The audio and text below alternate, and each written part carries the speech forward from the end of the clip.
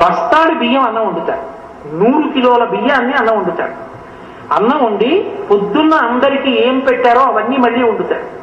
వండి వేడిగా ఈ పదార్థాలు అన్నం పట్టుకెళ్ళి చీకట్లో గుడి వెనకాతల ఉన్న అరణ్యంలో పెట్టి వచ్చేస్తాడు. కొన్ని అరిటాకులు, మంచినీళ్లు అన్నీ పెట్టి వచ్చేస్తాడు. ఎందుకంటే అమ్మా వాడి కర్మ దారి తప్పిపోయాడు, దొంగగా ఉన్నాడు, 10 మందిలో అన్నం తింటే పట్టుకుంటాడు. అందుకని వాడు ఎక్కడో చీకట్లో బతుకుతున్నాడు.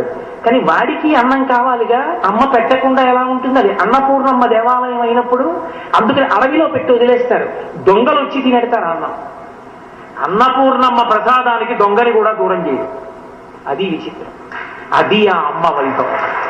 కాబట్టి ఆవిడ భర్తకి పెడితే అలా పెడుతుంది, అతిథులకు పెడితే అలా పెడుతుంది, బిడ్డలకు పెడితే అలా పెడుతుంది. అందుకే అసలు ఇల్లు అన్న మాట ఎప్పుడంటే ఇల్లాలు ఉంటే, ఇల్లాలు